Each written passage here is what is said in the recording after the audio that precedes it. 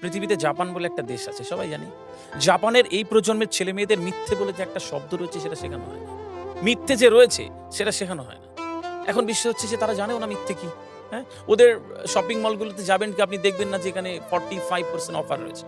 ওরা এই বিষয়ে সময় নষ্ট করে না। ওরা জানেই না ওরা এইসব বিষয়ে সময় নষ্ট করতে হয়।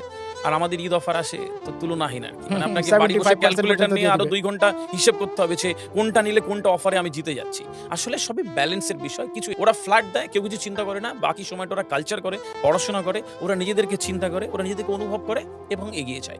এইরকম বিষয়। তো এইসব দেশের থেকে আমাদের এই উপমহাদেশের এই সমস্যা হচ্ছে যে আপনি যে কথাগুলো বললেন যে মানুষ আর আসলে মানুষের কথা শোনে না। একটা সময় ছিল যখন মানুষজন মর্নিং ওয়াকে যেত আর একজনকে আরেকজনকে জিজ্ঞেস করতো, "কেমন আছেন? ভালো আছেন?" একদিন না দেখলে পরের দিন জিজ্ঞেস করতো, "দাদা দেখলাম না তো।" হ্যাঁ? তো এই কালচারটা ছিল। একদিন ছিল যেদিন একটু আগের মানুষগুলো ওই পুরনো টেলিফোন নাম্বারের যেই ডায়েরিটা খুলে রং নাম্বারে ডায়াল হতো, তার বন্ধু হয়ে যেত।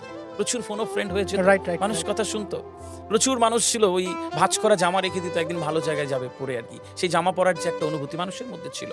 মানুষ প্রশংসা করত। আর এখন এসেছে ভাইয়া এই যে মানুষ চায়ের দোকানে বসে আর আগের মতন কথা বলে না। একটু আগে কথা বলতো তারপরে তর্ক করে আর এখন ঝগড়া করে। মানুষ মানুষের কথা শোনে না। মানুষ মানুষকে উত্তর দিতে চায়। আপনি যখন উত্তর দেওয়ার জন্য শুনবেন, তখন আপনার হৃদয় মস্তিষ্ক আপনাকে ওই অনুভূতি দেবে না। আপনি যখন বোঝার জন্য শুনবেন, তখন আপনাকে অনুভূতি দেয়। একদম, আমরা তো একদম। বোঝার জন্য শুনি না। আমরা উত্তর দেওয়ার জন্য শুনি।